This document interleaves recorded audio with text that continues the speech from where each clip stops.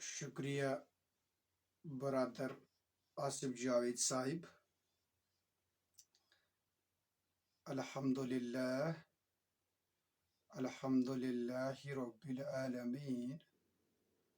الصلاة والسلام علی رسول الامین وعلی آلہ واصحابہ اجمعین. قال اللہ تبارک وتعالی فی الکلام الحکیم والفرقان المجید. فاعوذ باللہ من الشیطان الرجیم. بسم اللہ الرحمن الرحیم. اقم الصلاة لدلوک الشمس الى غسق اللیل وقرآن الفجر ان قرآن الفجر كان مشهودا. آمنت باللہ صدق اللہ العلی العظیم. اللہم ربنا ارنا الحق حقا وارزقنا اتباع وارنا الباطل باطلا وارزقنا اجتنابا. السلام علیکم ورحمۃ اللہ. محترم سامعین کرام، امید ہے آپ سب بخیر و عافیت ہوں گے. درس قرآن کے آج کے شمارے میں میرے اوپر سورۃ الاسراء رکوع نمبر 9 کے حوالے سے ذمہ داری عائد کر دی گئی. اللہ تبارک و تعالی حق بات بولنے کی توفیق عطا فرمائے. اس سے پہلے رکوع نمبر 8 میں آپ نے اس دباؤ کا بخوبی مطالعہ کر دیا ہے جس کے تحت نبی صلی اللہ علیہ وسلم کو اللہ عز و جل خود فرماتے ہیں کہ یہ لوگ تو اس بات پر تلے ہوئے تھے، یعنی مشرکین مکہ، کہ آپ کو فتنے میں ڈال کر اس چیز سے ہٹا دیں جو ہم نے آپ کی طرف وحی کی ہے، تاکہ آپ اس کے علاوہ کوئی اور چیز گھڑ کر ہم سے منسوب کر دیں. معاذ اللہ، اللہ بچائے. اور اگر آپ ایسا کرتے تب تو یہ لوگ آپ کو اپنا دوست بنا لیتے. اے نبی صلی اللہ علیہ وسلم، یہ ہماری قدرت تھی، یہ ہمارا فضل تھا، ہمارا کرم تھا آپ پر کہ آپ کو ثابت قدم ہم نے رکھا، ورنہ ممکن تھا کہ یہ لوگ آپ کو اس چیز کی طرف منسوب کرتے اور آپ اسی کی طرف جھک جاتے. یہ اصل میں ان حالات و واقعات کی بھرپور عکاسی کرتا ہے جس میں حد درجہ پریشر نبی صلی اللہ علیہ وسلم پر مشرکین مکہ کی طرف سے تھا. بلکہ نبی صلی اللہ علیہ وسلم بھی اس حوالے سے اتنے مضطرب ہوتے تھے کہ قرآن پاک میں دیگر جگہوں پر فرما دیا گیا ہے براہ راست نبی صلی اللہ علیہ وسلم سے کہ اگر یہ لوگ آپ سے معجزات چاہتے ہیں، آپ کو طرح طرح کی ڈیمانڈز کرتے ہیں، تو آپ کو چاہیے کہ زمین کے اندر کوئی سرنگ کھود دیں یا آسمان کی طرف کوئی سیڑھی لگا دیں، پھر ان لوگوں کو کوئی معجزہ دکھا دیں. یہ اصل میں دکھاتا ہے کہ کن دیگرگوں حالات سے دعوت اسلامی اس وقت چل رہی تھی. صحابہ کی بار کی اس مٹھی بھر جماعت کے اندر کس قسم کا پریشر تھا. انہی حالات میں اللہ تبارک و تعالی فرماتے ہیں اقیم الصلاۃ، آیت نمبر 78، کہ نماز کو قائم کرو لدلوک الشمس الی غسق اللیل، सूरज के ढलने से लेकर रात के तारीख होने तक, वक़ुरआन अल फज्र, और कुरान का पढ़ा जाना फज्र के वक्त, इन्न कुरआन अल फज्र कान मशहूदा, यकीनन फजर के वक्त कुरान का पढ़ा जाना मशहूद है। ये वो वक्त था जब मुसलमानों पर 5 वक्ता नमाज फर्ज करार दी गई। इस ज़मन में ये बात भी जहन में रहे कि नमाज असल में मीन है, ये एक जरिया है, ये एंड पॉइंट नहीं है। कुरान पाक में एक और जगह फरमा दिया गया है कि ए नबी सल्लल्लाहु अलैहि वसल्लम, आप नमाज से और सब्र से इस्तिआनत तलब करें, अपने आप को तैयार रखें, अपने आप को ट्रेन करें। इधर से भी ये बात आपको वाज़ह हो जाती है कि जब प्रेशर हो, जब दबाव हो, जब मुखालिफिन चाहते होंगे कि आप अपने मौक़िफ़ से दस्तबरदार हो जाएं,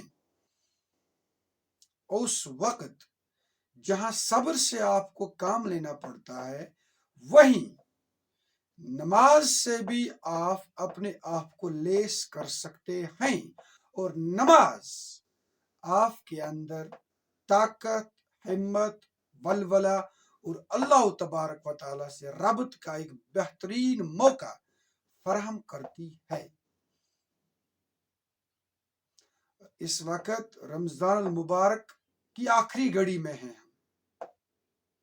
रमजान मुबारक साल के अंदर महीने भर का एक ऐसा कोर्स है जिसमें हम लोग 24 घंटे ऑन ट्रेनिंग रहते हैं। बिल्कुल उसी तरह से नमाज भी एक ट्रेनिंग कोर्स है जिसके अंदर हम 24 घंटों में 5 मुकर्ररा औकात के अंदर ये ट्रेनिंग हासिल करते हैं कि भाई तुम लोग अल्लाह के बंदे हो, और अल्लाह के दीन को सर बुलंद करने की खातिर आपने जिस किस्म का ताकत हासिल करना है वो आपको इस नमाज से नसीब होगा। आप दुनिया के लाहो लंगर में फिर पड़ जाते हो, गालिब इम्कान है कि ये दुनिया के लोग आपको बुराई की तरफ माइल करें, हरामकारी की तरफ माइल करें। हमारी ये नमाज है, इससे अपने आप को लेस करो, इंशाअल्लाह तुम लोग फिर इन बुरे अफ़आल से बच जाओगे। साथ साथ इसके अंदर आपको अल्लाह तबारक व तआला के करीब आने का मौका मिलेगा। तभी तो फरमा दिया गया है ना कि जब आपको कोई हाजत होगी, परेशान होंगे आप, नमाज में आ जाओ।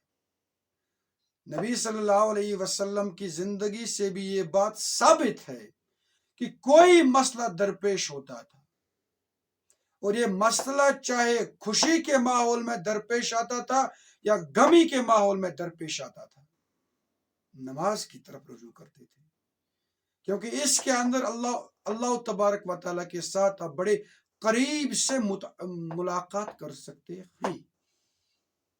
जब आपको असल में जो पावर हाउस है जहां से आपको एनर्जी मिल जाएगी, उसके साथ जब आपका ताल्लुक उस्तवार होगा, दुनिया का कोई भी इंसान, कोई भी कानून, कोई भी नजरिया, कोई भी निजाम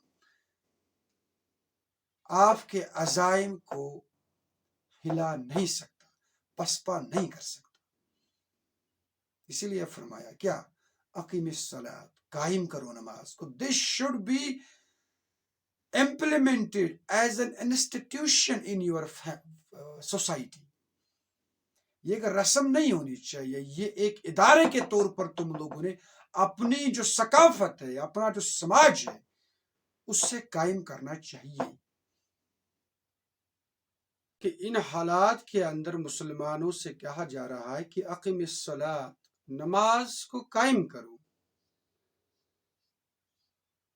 لدلوک الشمس الی غسق اللیل وقرآن الفجر، سورج کے ڈھلنے سے لے کر رات کے تاریک ہونے تک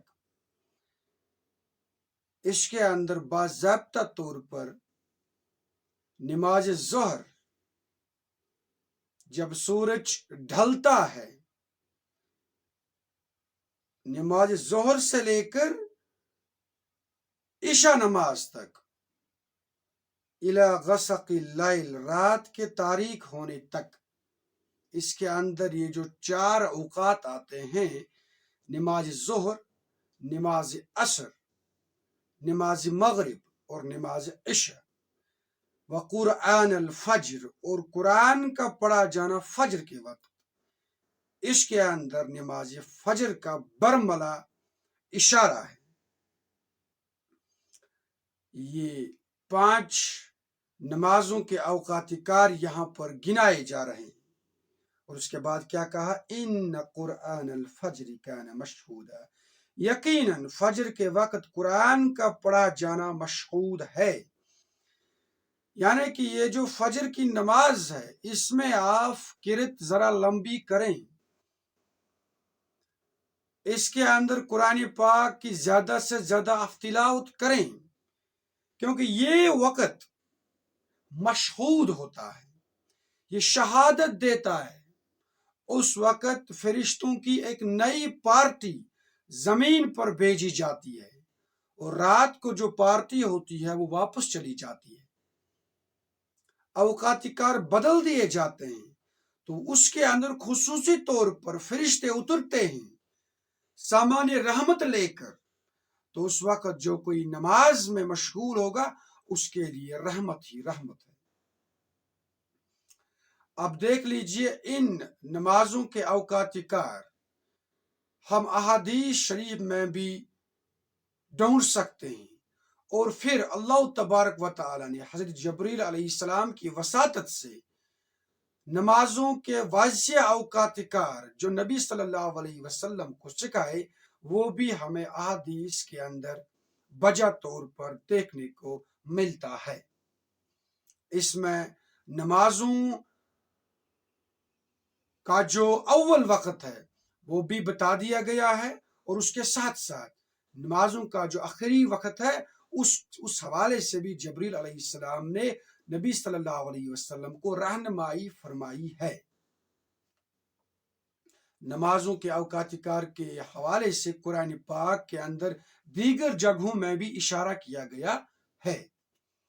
اس وقت جو اوقات کار پورے امت مسلمہ رائج العمل ہے وہ بالکل مستند ہے اور احادیث سے ثابت شدہ ہے، چاہے ان میں سے ہم اول وقت میں نماز پڑھیں یا آخر وقت میں نماز پڑھیں۔ اس کے بعد آیت نمبر 79، وَمِنَ اللَّيْلِ فَتَحَجَّدْ بِهِ، اور رات کے ایک حصے میں آپ جاگیے اس کے ساتھ۔ اس کا یہاں پر معنی قرآن ہے، یہ یہاں پر براہ راست اشارہ ہے تہجد کی نماز کی طرف، اور نبی صلی اللہ علیہ وسلم سے کہا جا رہا ہے کہ تہجد کے وقت اپنی نیند کو توڑتے ہوئے، تہجد کہتے ہیں اپنے نیند کو توڑنے کو، تہجد کے وقت آپ اٹھیں اور اس قرآن کی وساطت سے آپ کھڑے رہیں، قیام میں رہیں، آپ نماز کا اہتمام کریں، کیونکہ سب سے بہترین جو یہ قیام ہے وہ نماز ہے۔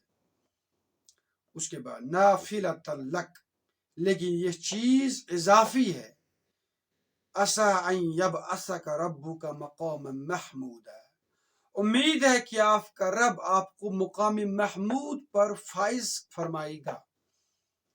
نبی صلی اللہ علیہ وسلم سے فرما دیا جاتا ہے کہ یہ لوگ اگر تمسخر کر رہے ہیں، اگر تانے کستے ہیں، اگر آپ کی جماعت کا قافیہ حیات انہوں نے تنگ کر دیا ہے، آپ کے متعلق قسم قسم کی بدگمانیاں پھیلاتے ہیں، لیکن اللہ تبارک و تعالیٰ نے یہ لکھ دیا ہے کہ آپ کو ایک ایسے بلند مرتبے پر فائز کرے جس کی طرف ہر ایک مخلوق آپ کی تعریف کرے گی. اسی مقام کو کہتے ہیں مقام محمود.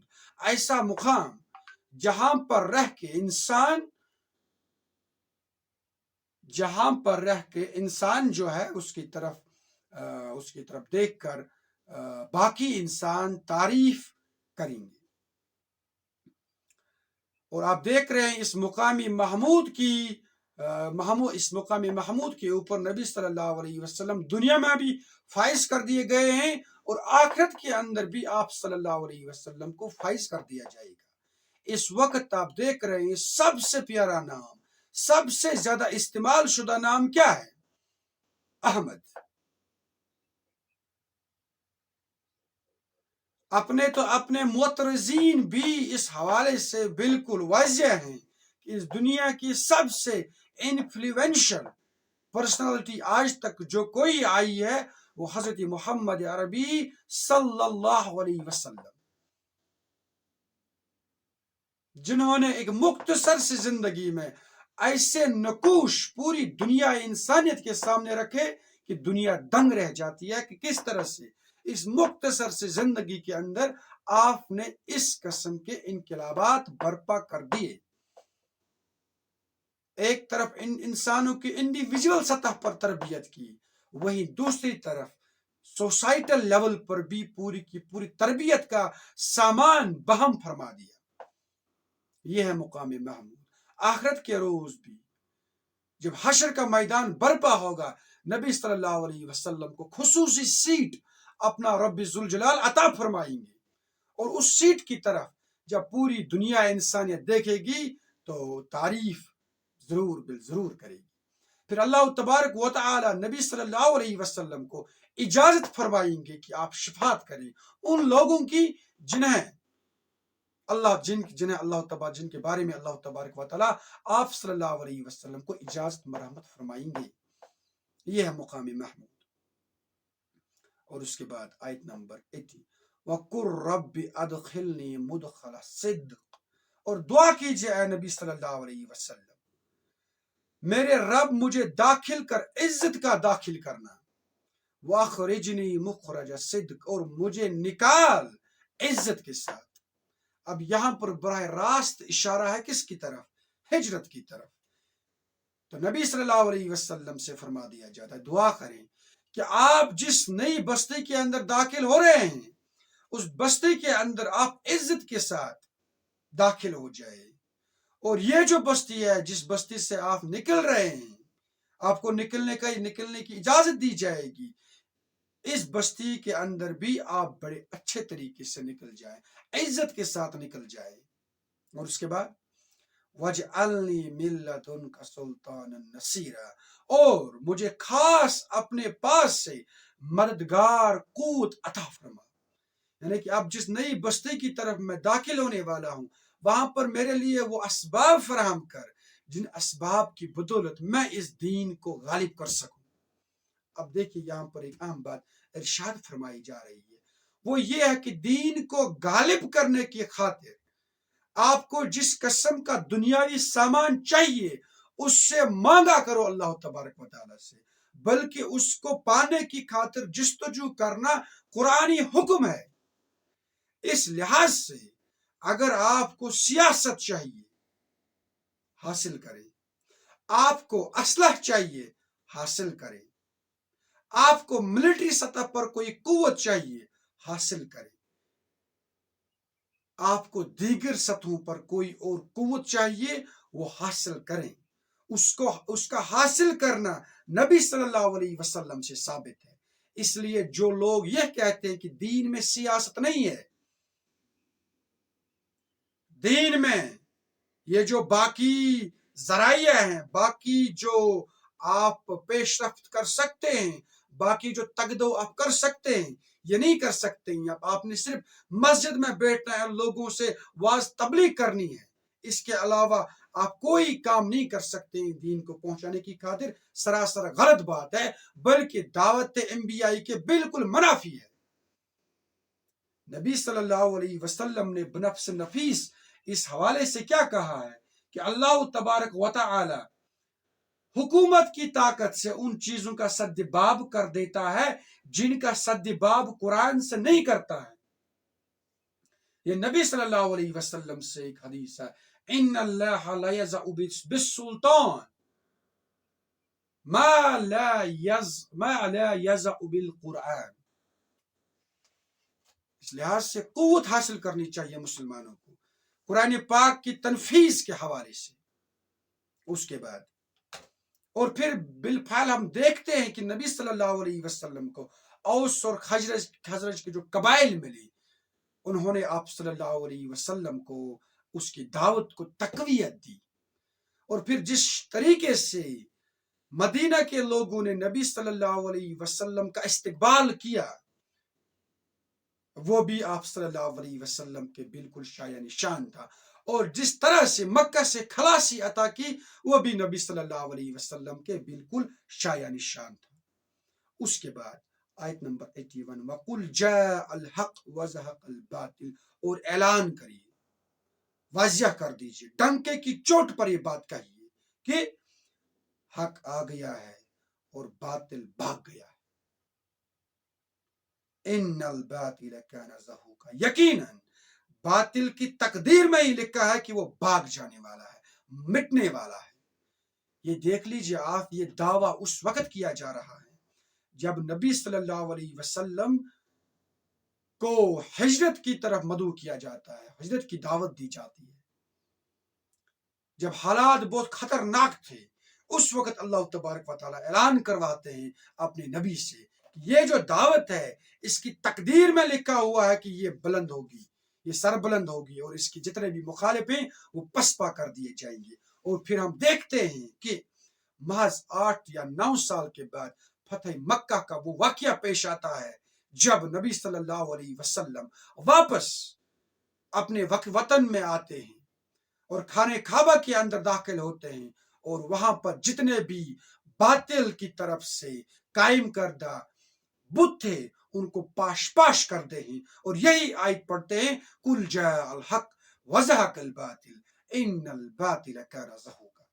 ये आप समझ लीजिए, ये असल में एक बहुत बड़ी पेशन गोई थी, एक खुशखबरी थी नबी सल्लल्लाहु अलैहि वसल्लम के लिए। उसके बाद आयत नंबर 82, वनुनज़्ज़िलु मिनल कुरानि मा हुवा शिफा, और हम कुरान से वह कुछ नाजिल करते हैं जो शफा है, व रहमतुल लिल मुमिनीन, और रहमत है अहले ईमान के हक में। या इससे पहले भी हम देख चुके हैं कि कुरान पाक के हवाले से फरमा दिया गया है, ये रहमत है, ये शिफा है, ये दवा है। आपके दिलों के अंदर जितना कुछ मर्ज है उससे ये निकाल बाहर करता है। आप फसादात में मुब्तला हैं, आप हिदायत के तलबगार हैं, आपके अंदर रूहानी बीमारियां हैं, आपके अंदर समाजी बुराइयां हैं, उनका कला कमा कौन करेगा? ये कुरान पाक करेगा। वला यज़ीदुज़ ज़ालिमीना इल्ला खसारा, लेकिन ये जालिमों को नहीं बढ़ाता मगर खसारे ही में। अब यहाँ पर जालिम से मुराद वो लोग हैं जो कुरान पाक की दावत को हक मानते थे लेकिन इसका इजहार नहीं करते थे, इसको नहीं अमलाते थे। पहले तो वो जाहिल थे, लेकिन उसके बाद जब कुरान पाक ने बिल्कुल ममैज़ कर दिया हक को बातिल से, और उसके बावजूद भी वो लोग नहीं माने, तब वो जालिम करार पाए। और ऐसे जालिमों को यह कुरान किसी भी सूरत में फायदा नहीं देता है, बल्कि उनकी गुमराही में मजीद इजाफा कर देता है। उसके बाद आयत नंबर 83, वइज़ा अनअमना अलल इंसान, और जब हम इंसान को नियामतों से नवाजते हैं, अअरज़ वनअ बिजानिबिह, तो वो आराज करता है और हमसे कनी कतराता है। अब यहाँ पर इंसान की एक बहुत बड़ी खसलत को बयान किया जा रहा है कि ये इंसान वो मखलूक है, जब हम इस पर फजल करते हैं तो बिल्कुल हमें भूल जाता है। वइज़ा मस्सहु शर्रु काना यऊसा, इसके मुकाबले में जब इस पर कोई तकलीफ आ पड़ती है तो हमसे मायूस होकर रह जाता है, शिकायत करता है। उसके बाद आयत नंबर 84, कुल कुल्लुन यअमलु अला शाकिला, ऐ नबी सल्लल्लाहु अलैहि वसल्लम आप कह दीजिए कि हर शख्स काम करता है अपने शाकिला के मुताबिक, اب یہ شاکلہ کیا ہے یہاں پر؟ یہ آپ سمجھ لیجئے کہ یہ انسان کی فطرت کا ایک ڈھانچہ ہے، جس فطرت کے اندر انسان رہتا ہے۔ اس سے یہ بھی مراد ہے کہ انسان کی جو پرسنل تھنکنگ ہے، اس سے یہ بھی مراد ہے۔ اس سے یہ بھی مراد ہے کہ انسان قوانین فطرت کے ساتھ ساتھ جب مطابق اپنے آپ کو لگاتا ہے، اپنے آپ سے اس کا مسابقہ کرتا ہے، اس کے بعد جو اس کی پرسنالٹی ڈیولپ ہو جاتی ہے، اس سے وہ بھی مراد ہے۔ اس سے یہ بھی مراد ہے کہ انسان کے اندر بعض چیزیں جینیٹیکلی آ جاتی ہیں، جینیٹیکلی اس کے اندر وہ چیزیں آنے کے بعد انسان ماحول کے اندر پلا بڑھتا ہے۔ تو یہ جو نیچر ورسز نرچر کا کنسپٹ ہے، اس کے اندر انسان جو شخصیت اپنے اندر ڈیولپ کرتا ہے، اس شاکلہ سے یہ بھی مراد ہے۔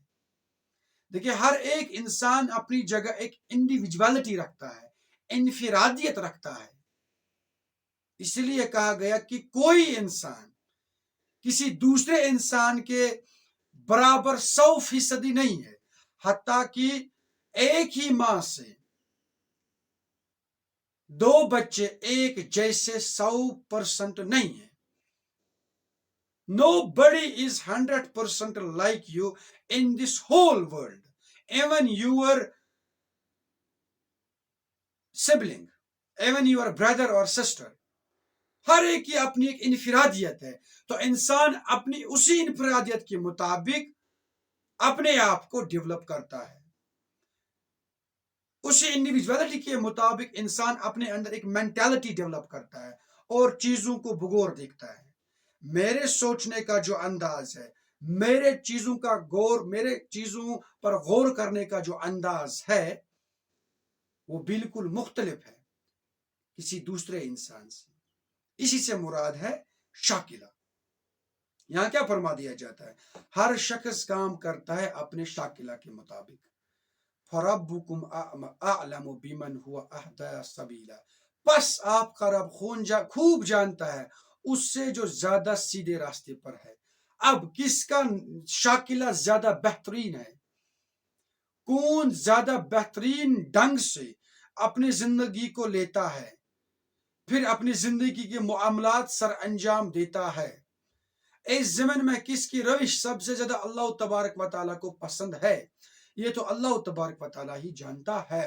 لیکن اس زمن میں یاد رہے کہ ہر ایک انسان کا محاسبہ اس کے شاکلہ کے مطابق ہی کیا جائے گا، کیونکہ کہتے ہیں نا کہ no one can grow out of his skin۔ آپ ڈیولپ اپنے آپ کو کر سکتے ہیں اپنی ہی کھال کے اندر، اپنی کھال سے باہر آپ نہیں نکل سکتے ہیں۔ یہ قرآن پاک میں جو دوسری جگہ فرما دیا گیا ہے کہ لا یکلف اللہ نفسا الا وسعها، یہ جو نیچر اور نرچر کی وساطت سے اللہ تبارک و تعالیٰ نے جو صلاحیتیں آپ کے اندر ودیت کر کے رکھ دی ہیں، جو پوٹنشل آپ نے حاصل کیا ہے، اسی کے مطابق اللہ تبارک و تعالیٰ آپ سے حساب کتاب کریں گے۔ اب دیکھ لیجئے، ہم جیسے لوگ ایسے ہیں کہ ہم نے بڑے بڑے ممالک میں تعلیم حاصل نہیں کی ہے، ہم نے قوانین فطرت کا زیادہ اچھے سے مشاہدہ نہیں کیا ہے، ہماری تعلیم کسی خاص ماحول میں انجام نہیں پائی ہے۔ اسی کے مطابق ہم اپنی مینٹالٹی کو امپروو کر سکتے ہیں، پھر اسی حساب سے چیزوں کو دیکھ سکتے ہیں۔ تو ہمارا جو حساب کتاب ہوگا وہ اسی کے مطابق ہوگا۔ اب دیکھ لیجیے، آپ کی حرم کے نزدیک جو شخص ہوگا، اس پر لازم ہے کہ وہ حرم کے اندر نماز پڑھے، اور حرم کے اندر نماز پڑھنے کی وساطت سے وہ ثواب کے سلسلے میں ہم سے بہت آگے نکل جائے گا۔ اس کے مقابلے میں ہم غریب اور مفلوق الحال لوگ حرم سے اتنے دور رہتے ہیں، پھر روزی کمانے کے سلسلے میں ہم سے بعض اوقات مسجد کے اندر باجماعت نماز پڑھنے کا موقع بھی ہمیں نصیب نہیں ہوتا ہے۔ تو اس سلسلے میں کیا حرم کے اندر نماز پڑھنے والے اور ہمیں کیا ایک ہی میجرنگ راڈ کے اوپر میجر کیا جائے گا؟ نہیں، بالکل بھی نہیں۔ اسی لحاظ سے اللہ تبارک و تعالی حکیم ہے، دانا ہے، وہ علل ٹپ ایک ہی میجرنگ سکیل ہر ایک پر نہیں لگائیں گے، اس کا اطلاق ہر ایک پر یکساں طور پر نہیں ہوگا۔ حرم کے نزدیک جو ہوگا اس پر الگ سکیل نافذ کر دی جائے گی، ہم جیسے لوگوں پر الگ سکیل نافذ کر دی جائے گی۔ عربوں کے پاس اس وقت طاقت ہے، صلاحیت ہے، آزاد ہیں، ان کے پاس مال و دولت ہے، اسلام کی خاطر جتنی خدمت وہ کر سکتے ہیں اتنی ہم نہیں کر سکتے ہیں۔ اس لحاظ سے ان کا جو حساب کتاب ہوگا وہ زیادہ ہوگا بنسبت ہم جیسے غلام لوگوں کے، غریب لوگوں کے۔ اسی کو کہتے ہیں کہ ہم ایک شاکلہ کے اندر پلے بڑے ہیں، عرب کے لوگ ایک مختلف شاکلہ میں پلے بڑے ہیں۔ اسی سلسلے میں آخر میں فرما دیا گیا فَرَبُّكُمْ أَعْلَمُ بِمَنْ هُوَ أَهْدَىٰ سَبِيلًا، بس آپ کا رب خوب جانتا ہے کہ کون کس شاکلہ کے اندر پلا بڑا ہے، اور اس کو اسی شاکلہ کے مطابق سوال جواب کیا جائے گا۔ اس طرح سے یہ رکوع اپنے اختتام کو پہنچا۔ اللہ تبارک و تعالیٰ سے دعا ہے کہ حق بات جو اگر میں نے کہی اس کو سمجھنے کی توفیق عطا فرمائے، اس پر ہمیں عمل پیرا ہونے کی استطاعت عطا فرمائے۔ سننے میں اگر کوئی غلطی ہوئی ہوگی اللہ تبارک و تعالیٰ اس سے ہمارے دلوں سے محو کر دے۔ اللہ تبارک و تعالیٰ زیادہ بولنے سے، زیادہ سننے سے، زیادہ عمل کرنے کی توفیق عطا فرمائے۔ ربنا تقبل منا انک انت السمیع العلیم۔ السلام علیکم ورحمۃ اللہ۔